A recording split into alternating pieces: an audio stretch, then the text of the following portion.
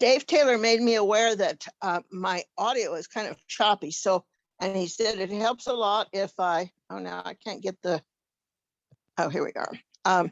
I'm going to stop my video. So hopefully my audio will be better. Okay. Brittany Whitley is the executive director of Most Policy Initiative, a new Missouri nonprofit that connects legislators, scientists, and communities to support evidence-based policymaking in Missouri. Brittany earned her PhD in molecular and cellular biology at the University of Washington. She then moved to Missouri to serve as the first Education and Workforce Development Policy Fellow at Most Policy Initiative, where she authored over 30 science notes related to education, workforce, and taxes. When she's not nerding out on policy, Brittany enjoys cooking, reading, and exploring Missouri's caves. Welcome, Brittany. Thanks, Kathy. Thank you all for having me here today. I'm super excited to chat with you and tell you about Most and the work that we're doing. I think Kathy might have heard of me I did a Paul Pepper interview a couple months ago at this point, and so maybe some of y'all also caught that. I think one of our big goals right now is spreading awareness of the work we're doing and how people can engage with us. So I'm very excited to have that opportunity today. I'm going to share my screen. I have a couple slides. I like to show pictures, but I'm only going to talk at you for hopefully half of my time and then leave a bunch of time for questions at the end. I'd prefer to talk about what you would like me to talk about rather than what I think is interesting. So let me very quickly, somehow my slides just went away. There they are, technology. All right. Can I get a thumbs up from someone if you can see my slides okay? Yeah, that looks perfect. Great, thank you so much, I appreciate that. So like Kathy mentioned, my name is Brittany Whitley. I'm the executive director at Most. I actually came here to work as a fellow and moved into this role about almost a year ago now. So I wanted to start the conversation kind of grounding the work in our mission because I think this, as it should be, is really a through line in everything I'm going to talk about today. Ultimately, our goal is to improve health and sustainability and economic outcomes by connecting science to policy. And we do this mostly at the state level, but we're trying to work on ways to also engage more locally and really kind of centering everything we do in this nonpartisan evidence-based decision-making framework. I'm going to talk a lot about that because it's really important to what we do, but I don't want to give the illusion that it's easy. It is a skill that we work hard to develop and refine and check ourselves on all of the time. But the reason that we do this, I'm actually going to skip one slide ahead, is because we really do believe that evidence-based policymaking can really help improve outcomes for all of Missourians. And so when we're thinking about policies that have unintended outcomes or policies that differentially impact certain groups of Missourians, if we have information before we make these policies as we're considering different ways of implementing solutions, maybe we're less likely to have some of these negative outcomes. And I think really the gap that we're trying to fill here is twofold. So on one hand, policymakers and their constituents often have a hard time accessing reliable policy information. And there's a lot of reasons for this. Working with the state legislature in particular, time is a big issue. Things move really fast. You usually don't find out your bill is going to get a committee hearing until a couple days before the hearing itself. Then you're also, voting on hundreds of other bills of topics. You can't possibly be an expert in all of these. And then, just reflecting on kind of my own experiences, I also think that there's a lot of kind of information overload. We're hearing from, this group that this is the best policy in the world, and we hear from this group that this is the worst policy in the world. And then you find your favorite media coverage to get every part in between there. And ultimately what ends up happening is a lot of us, I think, look at this and go, okay, but where do I even start? And so we're really trying to kind of fill that void and say, we can be the place where you can kind of go to get your bearings, figure out what's going on, what's some reliable nonpartisan research, and then use that to maybe direct your additional research.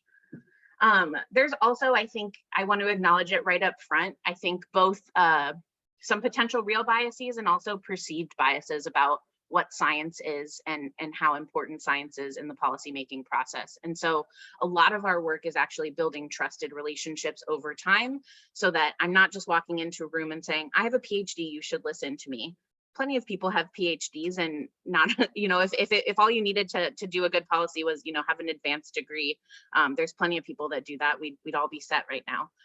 And so really trying to understand what people need and how we can help meet those needs. And then on the other side of things too, I also want to acknowledge that experts are usually really bad at talking about science and the research that they do. And so someone might be doing really cool research that directly applies to an issue we're talking about in Missouri, but if they don't know how to talk about that, if they don't know how to engage in communities and think through, maybe when we implement this, this is going to be a challenge in this region because of, characteristics of particular populations. And so really what we're trying to do, again, is kind of bridge that gap and say, how can we get everybody at the table and kind of start with a base level of information? Now, of course, everyone's going to overlay their values over that. And so 5 people might read something that we write and come up with 5 different solutions that they think are a good idea. But the goal is to have everybody have access to the same information so that they can evaluate the trade-offs within the context of what's important to them and their region. I'm going to go back really quickly just to show, we were really proud. We got acknowledged on the floor of the Missouri House last week by Representative Prouty. She's one of our advisory board members.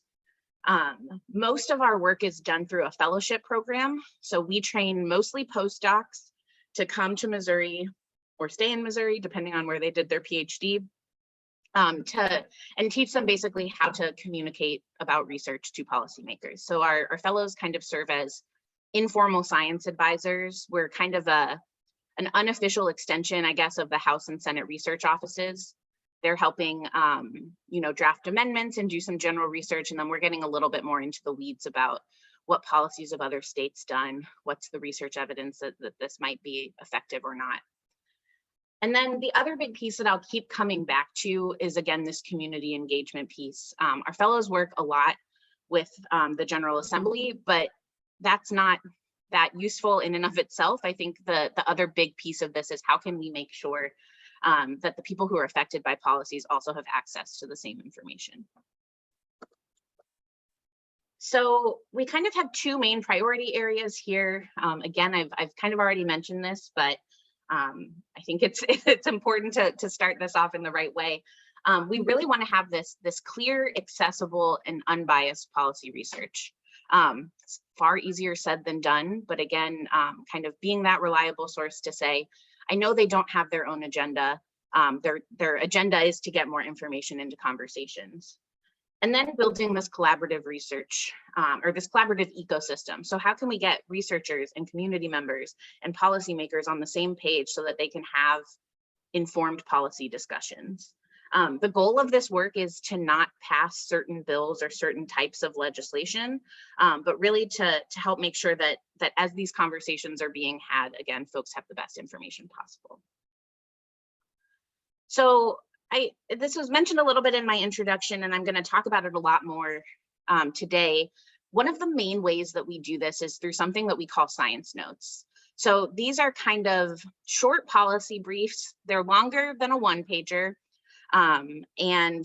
But short enough that a legislator or their staff can kind of go through it and figure out some information. One part that I'm really proud of about this is we have a peer review process. And so it's all well and good for us to say that we're unbiased and clear. But sometimes I think I'm being unbiased and clear, and I'm in my own head a bit, and all of a sudden there's certain words I'm putting in that are tipping my hat to what my personal values are, or what I think might be a good idea or a bad idea. And so what we've established is a process where we can get experts in other fields to take a look at our notes and check them, make sure we're not missing potential trade-offs, make sure we're not missing or using language that is suggesting that one policy is better than another. We also, and this is just a screenshot, I'll give you a link later, everything that we publish, each of these notes is available on our website. So you can access the full note and all 183 of them. Actually 185 as of this morning. But the other thing we do is right up at the top, we put highlights and limitations. So I've pulled this example of postpartum medical coverage because the Show Me Healthy Babies legislation was kind of added to a couple big bills towards the end of session and got pretty highly debated and ended up being pulled off of anything that was kind of going towards the end. And so this is the idea of extending Medicaid coverage to women. So right now they can access it for 60 days after birth, and this would extend the coverage to a year. And so if you look at the highlights, we're kind of talking about, okay, what does maternal mortality look like in Missouri? And so here our fellow Jill Barnes, who's an MU grad, worked on this. And so she talked about what the maternal mortality rate is in Missouri and how that risk kind of shoots way up if you're Black. So Black Missourians have about 4 times a greater risk of maternal mortality than white Missourians. The next thing she talked about is what the program looks like now. So maybe you've never heard of Show Me Healthy Babies. So this talks about what the coverage looks like, as well as what we know about maternal deaths. And so according to research, about 2/3 of maternal deaths occur between 43 days to a year after birth. And so what that means is actually a majority of the health problems that are contributing to maternal mortality are actually happening after our current window of extended Medicaid coverage. And so that's pointed out kind of right on the front page.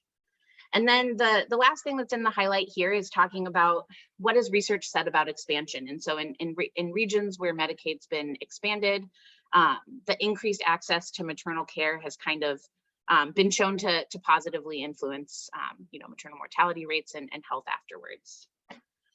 I think just as important as the highlights, though, are these limitations. I think being trained as a scientist and talking with a lot of scientists, we're usually really bad at saying what we don't know. We love to tell people what we know.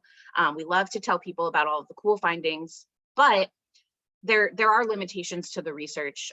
In policy, it's often that maybe a policy is really new. And so it's a policy to improve graduation rates in high schoolers, but it's only been around for a year. So we can't possibly know how that's going to improve graduation rates because no one's graduated yet. Maybe there is a really cool policy that's in Maine and they have great data to show that this policy works and solves all of the problems, but Maine's not Missouri. And so what considerations do we have to think about when translating a policy from there to here? And so these are a lot of big questions, but we're trying to kind of summarize them to the best of our ability so that it's easier to kind of ask those follow-up questions. And then the last piece to these notes is kind of the meat of the text is focusing on what are the trade-offs and what are the policies in other states. So I think a really good example of the trade-offs, right before I logged in here, I was checking to see what the House is doing. Like was mentioned earlier, the Senate has adjourned. The House can still pass a couple of things that the Senate's already approved as long as the House doesn't change them. So there's a chance a couple things might still happen today, but it's mostly the warm fuzzy thank you for serving to the folks who are terming out. But one of the bills I talked about right before I logged in here was about advanced recycling and recycling asphalt shingles to use them as clean fill to kind of fill kind of roads and sidewalks. And there is an economic argument for doing this. It makes it cheaper to fill these roads. And so you can save Department of Transportation money by using these recycled shingles. But there's also an environmental concern. And so there's kind of mixed research about what is in these shingles and if that's going to kind of leach out into the water, into the environment around where they're at. And so what we're left with is this consideration of trade-offs. Is the goal here to save more money when we're fixing up our roads? Is the goal here to make sure that these contaminants aren't getting into the water? What are we willing to sacrifice? And people are going to come to different decisions about that, but we think it's important, to weigh those options and figure out kind of where you land. So I'm going to show some stats now quickly. I've told you why I think what we're doing is important. I've told you what we're doing. And now I kind of want to highlight in 2 years where we're at. So our fellows, again, are responding to requests from assembly offices. Our fellows do not choose what topics they work on. They have to get a request from a legislator. And so that means I don't get to say, I think this bill is super cool. I'm going to write about it and share it with you. But an office has to come to us and say, can I have information? And again, we're not making recommendations or testifying for or against certain bills. So this number, I had to double check it about 5 times because I really couldn't believe that this is where we were. Since September 2021, so in less than a year, we've received over 140 requests for information. I'm going to talk a little bit about who's asking for that information next. But I think that at a very base level, what this tells you is there's a demand for more information. We are providing a service that people are utilizing and able to work on a bunch of different topics. This one I think is also really, really important. And that's that so far, we've received requests from almost half of the Missouri General Assembly. And I think this is super important because it means that we're not just helping out a couple offices who are already really likely to use science and care about this. We really are kind of hitting a broad range of legislators. I'm going to talk about some of the partisan and geographic distribution in a second. But you can't just say, oh, well, of course they ask for most. They would. It really is this broad range of people we're working with. The other thing, so I'm mentioning again, both parties and chambers. The other thing we're very proud of is these are publicly accessible notes. And so the second that if somebody requests a note from me, the second I share that note with them, it also goes onto our website. That means anybody who's potentially in opposition to somebody's position has the same information to debate. It also means that their constituents have the same information. There's no kind of secret opposition research or whatever for any party. This is the same thing for everybody, always free, always online. So right now, I mentioned this before, this number actually increased since I made the graphic, so I didn't update it, but we're at 185 notes published on our website. So in just under 2 years, we've worked on science notes related to almost 200 topics. Just really, I think people thought, well, you're in Missouri, and is this going to be something people want? I think I can confidently say yes, given this. This is also something that I'm very proud of. And so I guess I should have asked you guys first to guess what our partisan split was. And I think there's preconceptions, and also there's also some research data that kind of trust in science varies based on political party. And so there's real reasons to think, well, it seems like maybe only Democrats would want to work with them. And what we're really proud of is that we've really worked with both parties. We take our nonpartisan commitment extremely seriously. If we were at true parity with the General Assembly, it would be closer to a 70-30 split. So we're still overrepresenting Democrat requests a little bit. But for the most part, I think what this shows is that this truly is a bipartisan effort. We've also gotten requests from lawmakers all around the state. So kind of a heat map. So the darker colors are regions where we've gotten the most requests. Probably unsurprisingly, we get the most requests from the St. Louis area. It's partially because they have the most legislators concentrated in this space. We also have a handful of legislators there who ask for 5+ notes. And so lots of requests there, as well as then Kansas City, Central Missouri. I think something that I'm proud of looking at this map is that we aren't just serving the I-70 corridor, though. We're also getting requests from legislators in the rural areas of the state. And so when our fellows are onboarded, we actually take a tour around the state of Missouri so they can go and see the boot heel. Like, why would we write about a policy that impacts the boot heel of Missouri if we've never been there or we don't know what they care about? And so that's kind of an important part of our training, is familiarizing folks with the entire state. This is meant to show the different topics that we cover. So I said all things, and I really do mean all things. There's very few issues that we haven't worked on.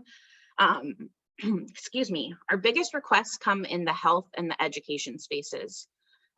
This is partially because we have a lot of expertise there, but also just those tend to be, I think, some of our the areas that people can really see where the science and research can be useful. If you combine ag, environment, and energy together, that then becomes comparable to these other 2 bins. I think that the thing that was exciting this year was we had not previously worked on public safety or elections issues in the past, and we're starting to do a lot more there. So this year, actually on Paul Pepper, I was talking about voter fraud and photo ID. Public safety, we had notes about texting and driving. We had notes about decriminalization of kind of minor traffic violations. So really, again, hitting everything. We don't currently have an economist on the team, so we have relatively few tax notes. We do have, though, my favorite one in this is we have a tax overview that just kind of talks about the different types of taxes in the state, what they go towards funding, so that, you know, if you're somebody who, like me, when you started, didn't know a whole lot about, well, what is property tax funding versus sales tax versus, you know, all of these different taxes, this is kind of a primer in really simple terms to just orient you to Missouri taxes. So I showed you all of the cool notes we published, and that doesn't really matter if no one uses them. So I want to talk now briefly about how lawmakers and then how communities are using our notes. One of the things we do is at the end of legislative session, we send a survey to everybody who asks for a science note. And we ask them, did you think this was nonpartisan and objective?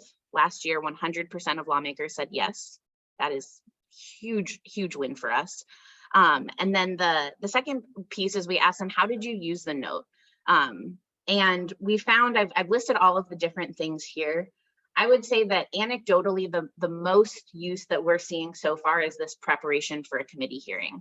If somebody's bill is going to get a hearing, they like to use the science notes to either prepare their opening statements about their bill, or somebody on the committee might request a note and say, we're going to hear this bill in committee next week, and I've heard some conflicting evidence about that, or I have some concerns. Can you put together a note so that I have a better idea of this issue and potentially what questions I'm going to ask? This is a picture of our Agriculture and Economic Development Fellow, Dr. Elena Bickel. She's also an MU grad. She's a applied economist and agricultural economist. And we also provide informational testimony, not for or against, to talk through the science note, answer questions in real time.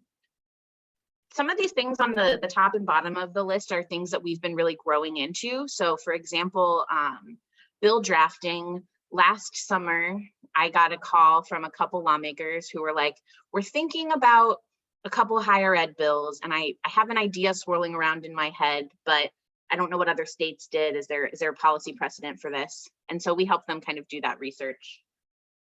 We've also been told that our notes get used kind of in behind the scenes discussions.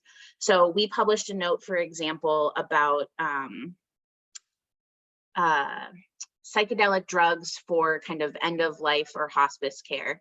And it was submitted as testimony. And then after the hearing, I think a couple members of the committee were like, it sounds okay, but I'm still a little uncomfortable. Psychedelics is not something I usually think about in medicine, and I'm trying to figure out, you know, what I think about this. And so what we found out is that our notes are actually being shared then and being used in conversations between legislators as they talk through some of these issues, maybe think about what amendments they might want to offer later.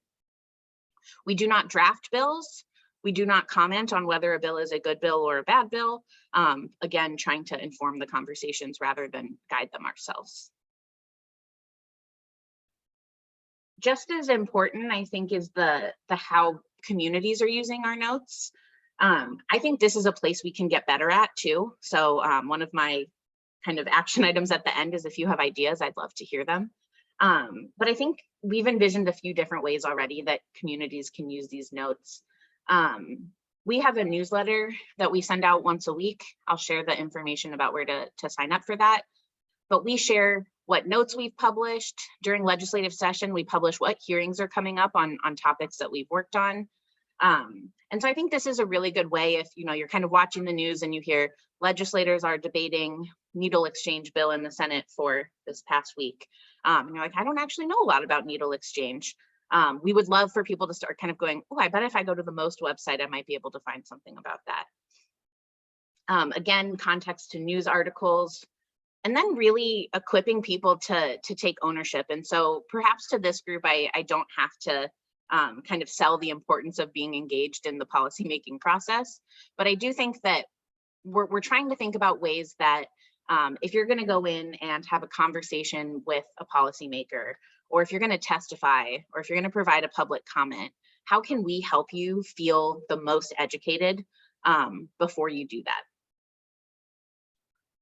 So in the last couple of slides, what I'm going to do is I'm going to show a couple examples of how this works. I think it's easier to tell a couple short stories rather than, just list a bunch of note names and topics. And then, as promised, I'm going to stop talking so that y'all can ask me questions.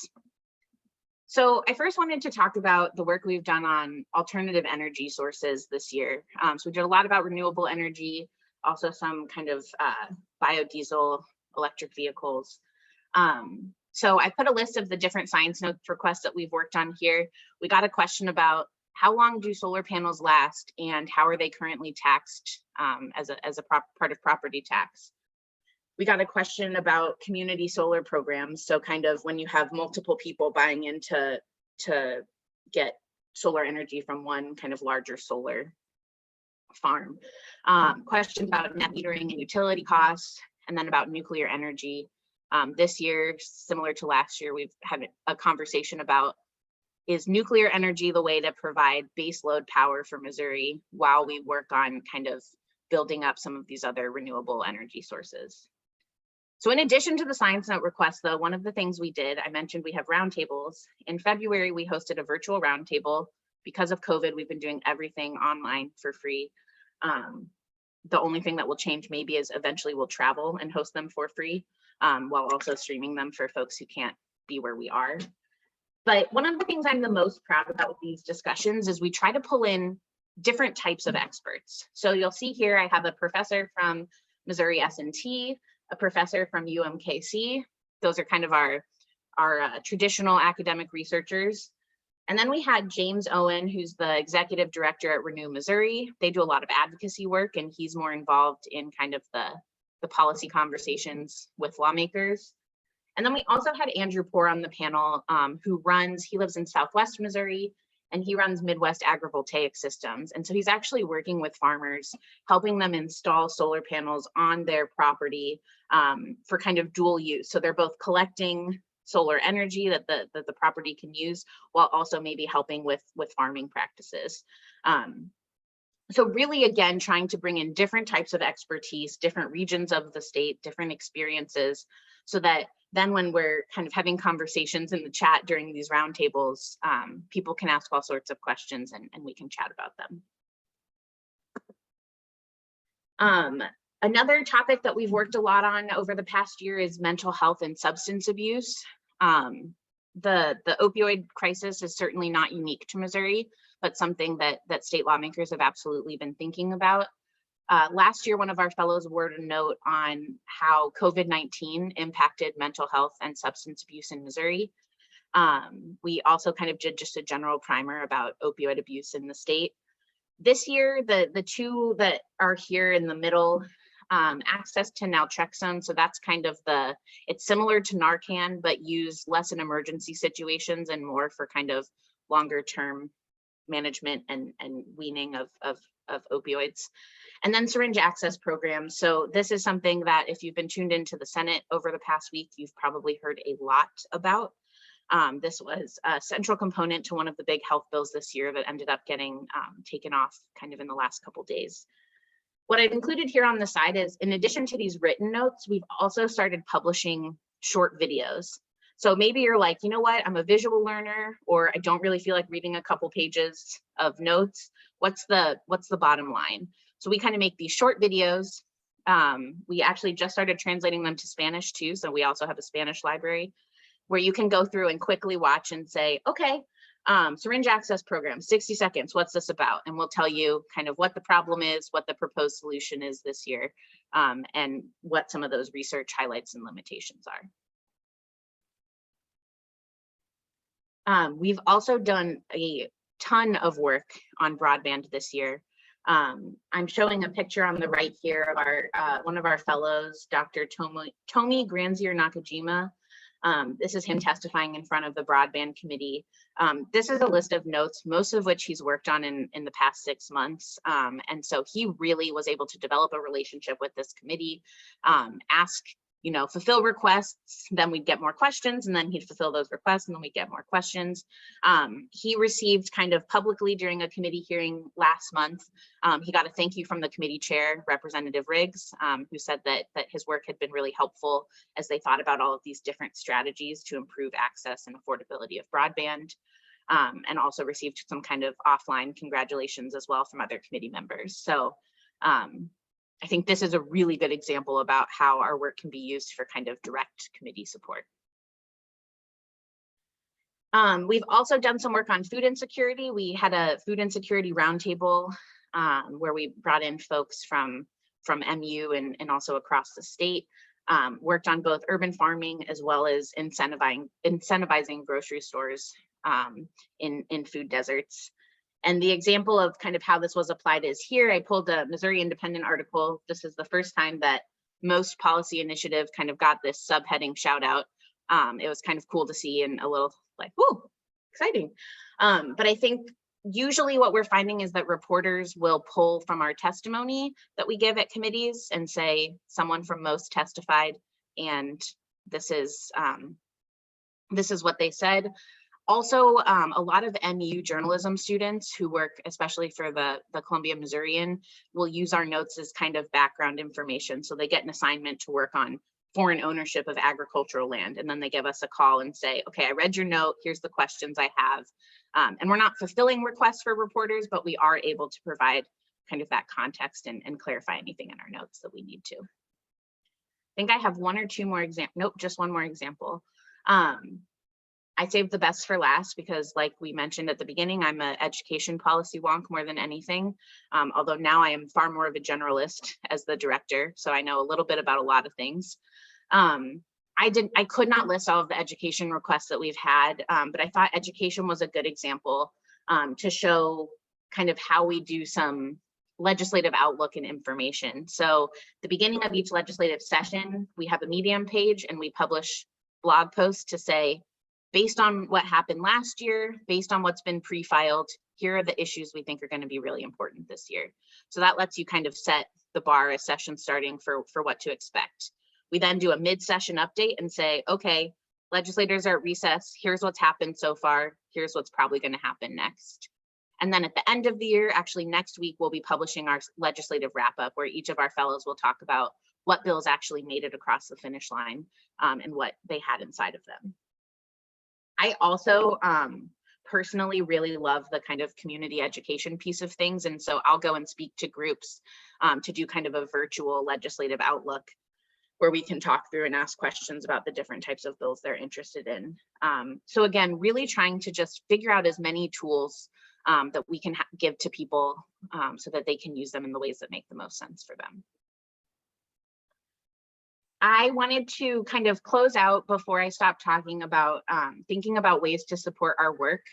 The main reason I'm here, and I think the biggest piece of help that we can get is spreading the word. I think at this point, because we're still so new and we're in the Capitol and Jefferson City a lot helping lawmakers, I'm kind of running around Columbia trying to meet people, but it's helpful for folks who are involved, especially y'all, being so involved in the Democratic Party.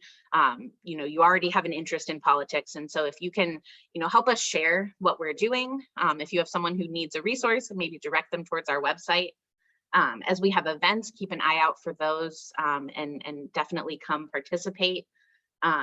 If you have ideas of how we can build our network, maybe an expert or a community group that's doing really great work in a space that we can make a connection with, always happy to do that. Because I just have to, I also put our donation link here, it's on our website. We get a lot of our support from private family foundations. It costs about $95,000 total to fund one fellow for 1 year. So that includes salary, benefits, travel, indirect costs, kind of everything that we need.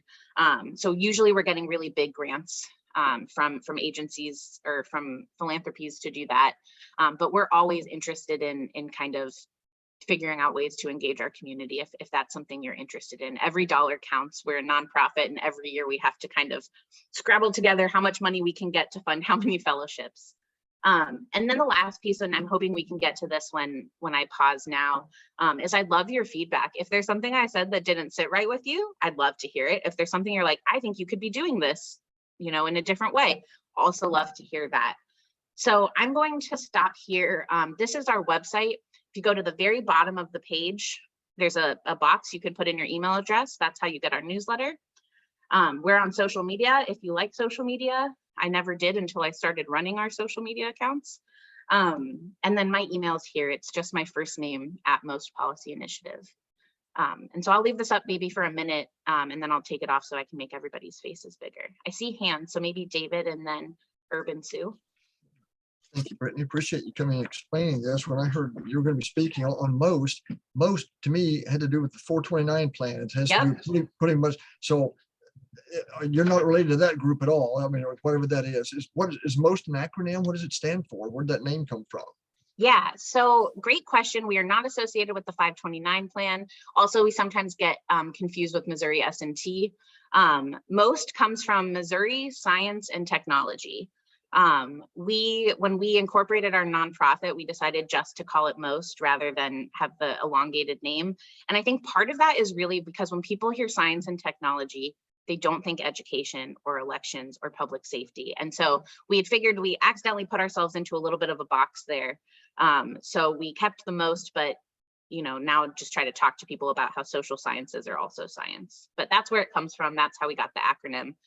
It was created before my time, so I take no responsibility for the name similarity. Okay, I think Urban Sue are next. Yes, thank you. Let me say I appreciate you and the group for attempting to bring more of this to Missouri.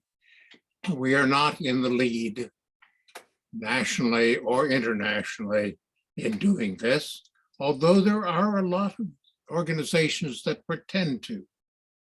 And I would like you to hope you will go through some of the procedures that you use in order to sort wheat from chaff in the process of developing your notes, mechanisms for saying, we don't have the horses to do this. 2, internal review. 3, external review. The gold standard in this country is probably the National Academy of Science, but there are others. And as I said, there's a lot of nonsense out there. Yeah, that's a great question. I really appreciate it. And something that I love when people push on because it's important. I can just say I'm reliable, but how do you know I am? And so to kind of take that piece by piece, on the research side, we kind of do an intensive training to help our fellows navigate the whole research space. We rely a lot on peer-reviewed academic literature, especially kind of review papers or articles that look back on a field, over the past 10 years to see what the research has been. We are very careful about other sort of kind of policy research sources. So there's very few think tanks that will actually end up citing any sort of lean, in Missouri. Something I learned when I moved here is that Pew Research is not always considered a nonpartisan think tank. I grew up thinking Pew is one of the groups you go to because they're the nonpartisan, reliable folks. And so we try to be very careful about that, try to make sure that we are talking about consensus information so that I'm not just pulling the only paper that found this specific thing that makes my argument, but really looking at, is there a history and consensus among experts? Another thing we do in the research process is we actively reach out to experts in Missouri. And so we're smart, we're good at doing research, but there is no way with all of these requests we can possibly understand everything. And so what we often do is we'll call someone who researches that particular topic and say, can you help direct me to kind of the gold standard within this field in terms of journals and trusted messengers of information? We'll often have them review our notes as well. The peer review process, that's our internal review. So a note before it goes out and is published will get reviewed by at least 3 other MOST policy staff with PhDs, always of different policy backgrounds. And so an education note can get reviewed by our health fellow and our environment fellow, and then final approval from our deputy director. The external review piece is kind of the least developed. In some ways, it's the court of public opinion. And so if folks start to say this isn't reliable and we lose credibility, then we're failing somewhere there. I think one thing that I'm very proud of is we are flexible. And so if somebody says, this was a great note, but I think you really dropped the ball and missed talking about this economic component or this environmental component, we will update that note to include that piece. And then we will also keep the previous versions on our website. So you can see where we started and where we ended up so that we're accountable for all of those changes. So those are the big things. There's probably a couple things I'm missing, but we really try. We keep records of who's doing requests so that we're accountable to not choosing topics ourselves. But we do really try to institutionalize that process. So thank you for that question. Can I ask just a couple things before I get lost in the shuffle? Is there some overarching group that you folks are part of on a national basis? Do most of the states have this? Or are you kind of on your own? And I will say, this is way back in 72, 73. I was talking to somebody in the state legislature. At that point, they had 1/2 person secretary per person. There's no way you can begin to do, and that's why there's been such a reliance on lobbyists, and we need to have something more than just lobbyist position. We have a couple great notes about term limits and how there's evidence that term limits has really shifted the kind of power structure towards lobbyists who have that institutional knowledge when members don't.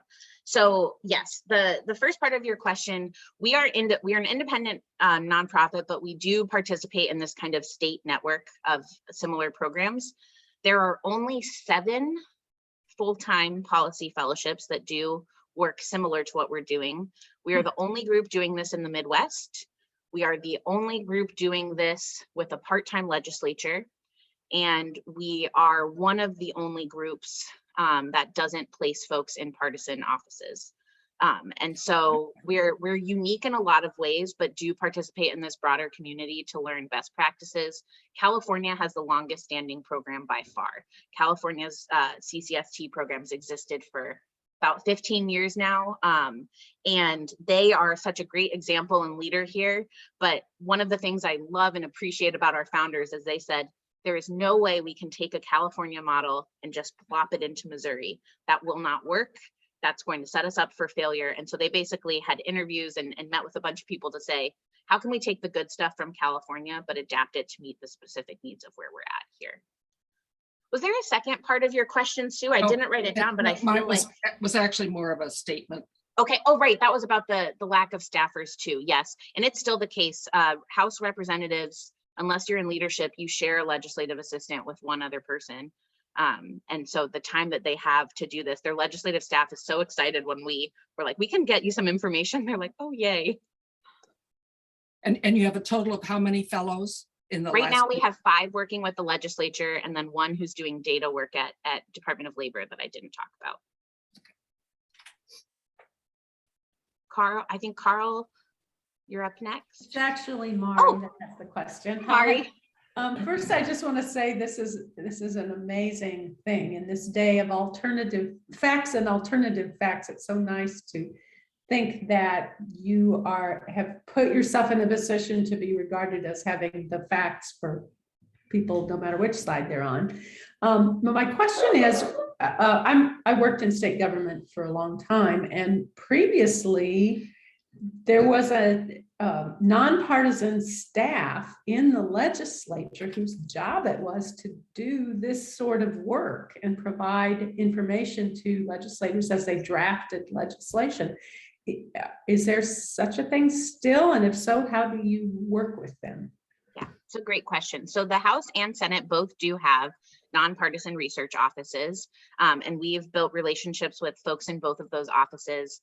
What we found is, because we definitely didn't want to step on toes, and also what's the point of standing up a group that's filling a need somebody's already meeting? What we found from talking with them is that especially during legislative session, but even throughout the year, they are almost saturated with drafting bills, putting the language together to make the bill text. They do a little bit of the other state research, and especially in terms of what did the legislation look like, you know, in Florida and Tennessee versus here. But what they told us is that they didn't really have the capacity to kind of get into the other sorts of research. And so kind of what is the evidence that a certain policy might work or might not work. They can tell you far better than I can about if a policy is maybe more likely to go to court or not. They're not all lawyers, but they have a bunch of lawyers there. And then during floor debate, you know, they're sitting there drafting amendments on the fly. The work that they do, at first I thought I kind of want to do that eventually. And I talked to a few of them and that's a little too overwhelming for me. I'm so appreciative of you. So we're kind of an unofficial extension is how I would put it. They're funded by the state and we aren't. That's the other thing. So maybe in an ideal future world, we can get some state funding kind of maybe as part of that office, because we really like this idea of building up the nonpartisan staff so that some of these challenges we have with term limits and limited, you know, staff capacity can kind of be absorbed by us. Steve, I think you're next. Hello, can you hear me? Yes, I can. Hey, great. Hey, thank you so much for being here. I'd heard about the Most Policy Institute, and so that's why I wanted to hop on the program today. So thanks to Muleskinners for presenting that. I'd like to offer just one thought for your consideration, Brittany, and that is you talked about, I saw and I looked at the site about substance abuse. Mental health and substance abuse. And what I'd like to just suggest, when I worked for the state of Missouri with the Medicaid program, I worked quite a bit with the Department of Medicine, and they were working really, really, really hard with Rachel Winograd and folks that were working around opioids to change the language around that whole thing. So I realized that there's an organization, federal agency that talks about substance abuse. I got that. But using the terminology of substance use disorder or substance misuse is helpful to removing the stigma associated with language like addiction and stuff like that. So I'd just like to suggest that you guys have a great opportunity in what you're doing to help change the mentality around that. So that I just want to leave that with you. Thank you, Steve. I really appreciate that. And actually, now that you mentioned that, I think my health fellow would probably be ashamed of me that I didn't put substance use disorder, because that is some of the terminology that we've used in our official things. When I was whipping this together, I kind of fell back on old habits. So 100%, I really appreciate you bringing that up, because I think it's important to talk about since I was using that terminology in this meeting. But I do think that that's something that we take really seriously, is how can we, in the language we choose to use, not perpetuate misconceptions or political framings of issues. And so I think the best example of that was we got a request about critical race theory, and we spent a lot of time with the requester saying, what is the actual information that you want? Because there's not the scientific information on critical race theory is actually going to answer a different question than I think the one you're asking. And so that's something that's really important for us to hold ourselves accountable to. So thank you again for mentioning that. I believe that our fellow typically uses substance use disorder. Great, great. I appreciate that. The only other thing I want to throw in as a potential policy topic, it doesn't get discussed a lot in the legislature per se, but affordable housing. Yes.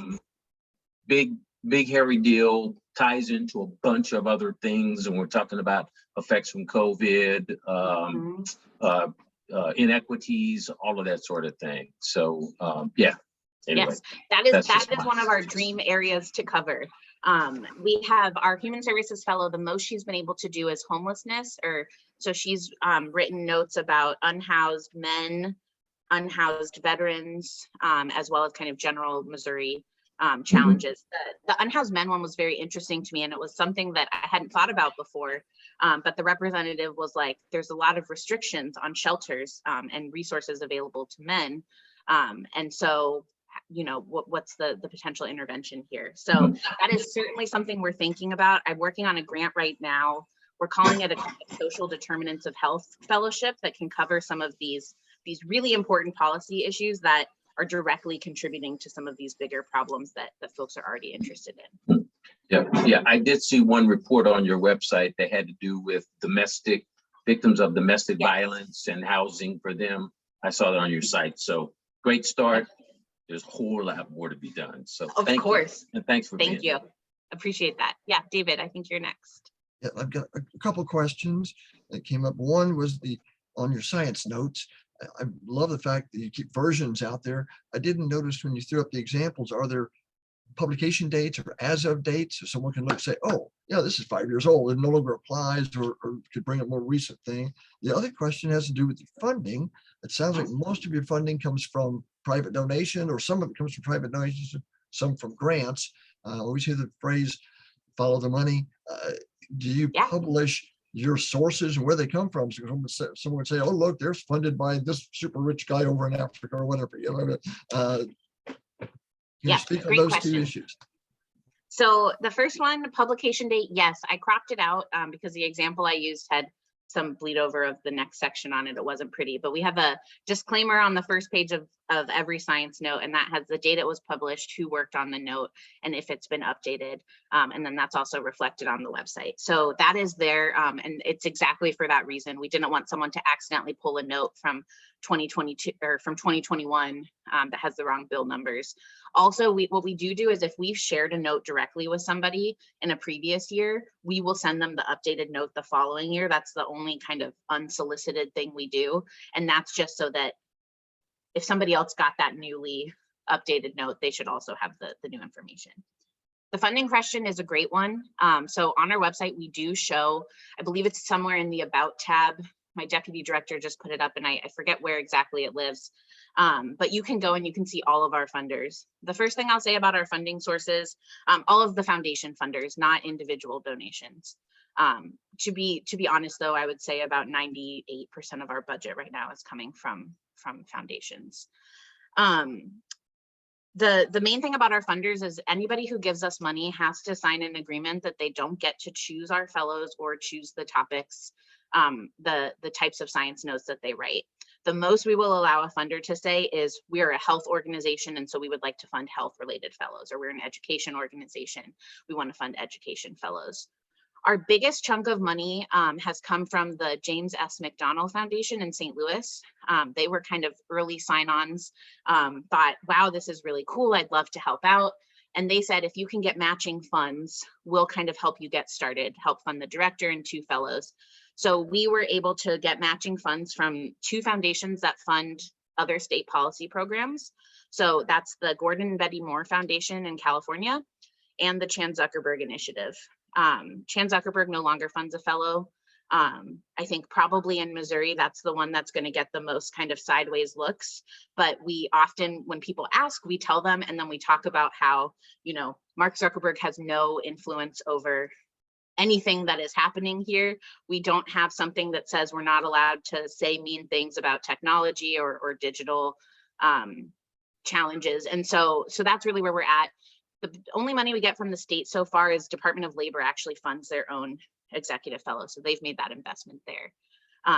We would love to see funding from the state. I think the thing that we are trying to figure out is how we can make consistent funding through the state rather than kind of every year during the budget, you know, being debated as, well, does this person, does this chair, does this individual think that we're worthwhile? If there's a way that we could do it a little bit more sustainably, then that would give us more consistency, because right now what's going to happen is we're going to have to change the number of fellows we have each year based on how much money comes in. So we have 5 right now. We're actually probably going to move down next year to a few less. And so that consistency is important. But yes, it's available on our website. We have the link ready if anyone asks, and then we chat about kind of some of the rules we have in place. Same goes for sponsorships if a company sponsors an event or something. All right, Urban Sue. I have a quick comment. I was at a city council meeting. They were talking about funding some things for homeless. A high percentage of the homeless are male.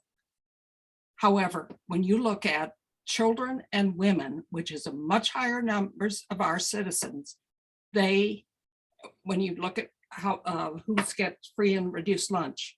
They're homeless or in housing insecurity is just as important and covers many more people. So I hope you try to keep that in your research. And you don't need to make a comment. Herb wants to ask a question. I just wanted to, I got very excited at that council meeting and said, don't forget the women and kids. I think that's really important. And that's, I'll just say very quickly, that's what our main homelessness note talks about. And then the subsequent one was, cool, can you talk a little bit more about the men? And so that's one of the things I like to remind people of why we don't get, or the not getting to choose topics means sometimes it looks like we think certain issues are more important than others, but that's just based on the requests that come in. But I appreciate that too. That's very helpful. I'm going to couch this in terms of a quick suggestion. Okay. First of all, I am wildly enthusiastic about what you're trying to do. One of my students, Dave Valentine, is the one who built the legendary Senate research staff, which got fired when partisan politics came in. But he and others who are associated with Missouri Institute of Public Administration, which Sue nurtured here for some years, tried to do what we could, but you're offering something better. But out of this come three things that will be, I think, important for you if you can figure out a way to manage it. One, it's hard to do without a professional economist.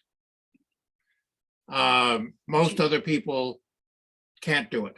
Number two, it's hard to deal without a certified accountant.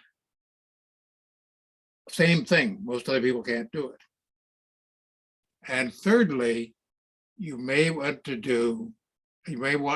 want to have a lawyer, a consulting lawyer. Now, these people may not have the same assignments. They may be in the review process, not necessarily the design process, but either by external contracting or by in-house. Most of the organizations that I've seen do this well nationally and otherwise, and I spent my career connecting with these people, had those things out there at disposal. I appreciate that. We have an advisory council that provides kind of quarterly advice on some of these things. We have a lawyer on I was that. talking about But on demand. yeah, that external review I think is super important. One thing that especially too, as requests have come in, we've started to say, we're going to say no to some tax notes because without having an economist or a CPA on, I do not want anybody to even think that we are maybe making a recommendation or, I don't want someone to do their taxes based on a science note we write or something like that. So we are cognizant of that, but I think that's a really important reminder of some of those professional holes we have right now. I really appreciate that. Congratulations. Thank you so much.